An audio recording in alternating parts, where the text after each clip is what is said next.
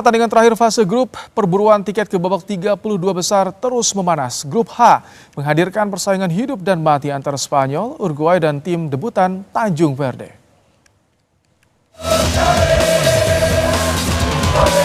Memasuki matchday ketiga, persaingan memperebutkan tiket ke babak 32 besar semakin memanas, termasuk di grup H. Tiga tim, Spanyol, Uruguay, dan tim debutan Tanjung Verde siap bertarung mati-matian demi memperpanjang napas mereka di Amerika. Sabtu pagi, Uruguay akan meladeni pasukan La Roja di Guadalajara Stadium Meksiko. Valverde dan kawan-kawan wajib menang untuk bisa mengamankan tiket ke fase gugur, karena hingga kini Uruguay baru mengantongi 2 poin hasil imbang lawan Arab Saudi dan Tanjung Verde. Sementara Spanyol sendiri berambisi meraih kemenangan di laga terakhir guna mengamankan posisi puncak klasemen. Menjadi pemuncak klasemen akan memudahkan Lamine Yamal dan kolega di fase gugur. Di tempat lain, Tanjung Verde bertekad mencuri kemenangan di fase grup. Tanjung Verde mengguncang Piala Dunia, belum mengalami kekalahan. Tanjung Verde mampu menahan imbang tim juara dunia Spanyol dan Uruguay. Hingga jelang matchday ketiga atau terakhir di fase grup, Spanyol masih puncaki klasemen dengan raihan 4 poin, disusul Uruguay yang berada di peringkat kedua dan Tanjung Verde peringkat ketiga dengan poin yang sama, 2. Sementara Arab Saudi berada di dasar klasemen dengan poin 1. Bukan siapa yang akan lolos ke babak 32 besar, tapi juga calon lawan yang akan dihadapi. Peringkat 2 di grup H akan langsung berhadapan dengan juara grup J, yakni juara bertahan Piala Dunia, Argentina. Bahas soal pertarungan di grup H, kita sudah bersama dengan analis sepak bola Roni Pangemanan. Selamat malam, Bung Ropan. Selamat malam.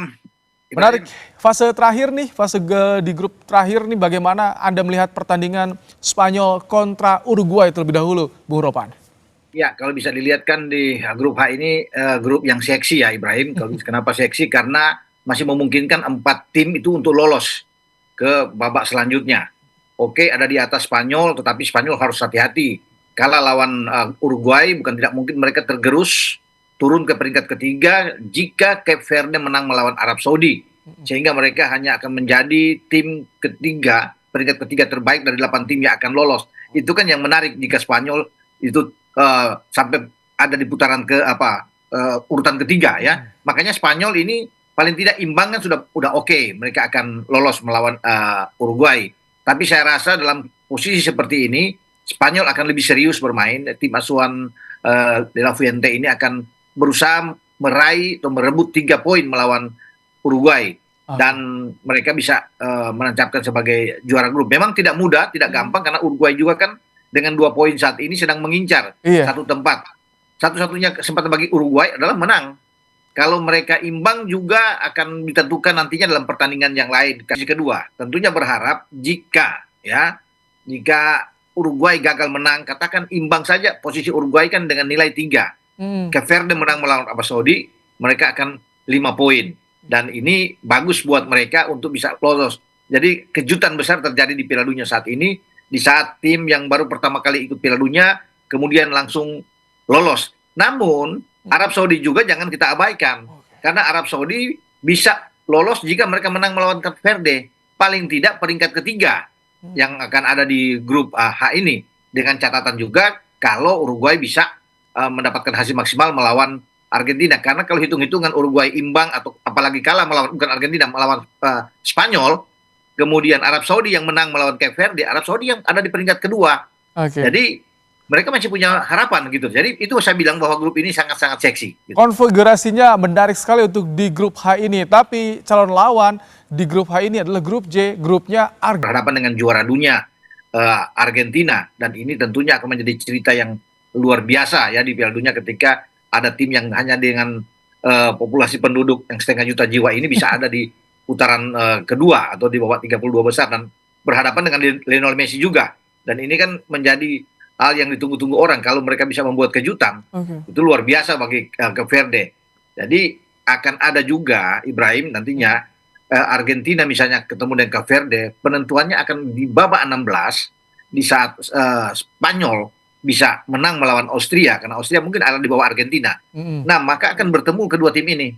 Argentina dan Spanyol. Nah, itu yang ramai juga, yang orang akan tunggu kan, pertarungan antara Argentina dan Spanyol. Gitu Ibrahim. Oke, ini karena yang juga menentukan Uruguay dan juga Spanyol, ada perubahan game plan nggak yang akan dilakukan oleh Bielsa nih? Karena Uruguay kecolongan di 2 game pertama. Iya, tidak ada yang menduga bahwa Uruguay itu tidak bisa menang. Ditahan oleh Arab dan kemudian mereka ditahan oleh Cape Verde. Itu yang sangat disesalkan. Dan kemudian di pertandingan terakhir mereka harus berhadapan dengan tim kuat.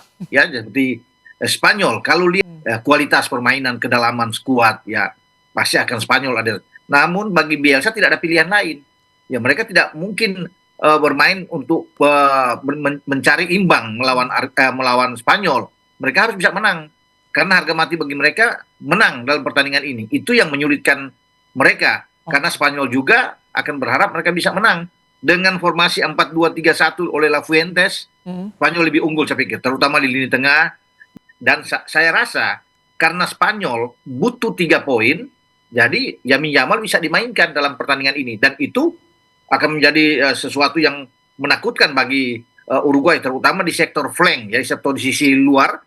Ini akan menjadi tempat bagi Lamine Yamal untuk bisa selalu manuver masuk dari sisi itu. Karena di sana juga ada Ferran Torres dan Mikel Oyarzabal yang sangat kuat. Jadi 3 pemain ini satu elemen penting bagi La Furia Roja untuk bisa mengalahkan Uruguay. Terima kasih Bung Ropan untuk ulasannya di program Kompas.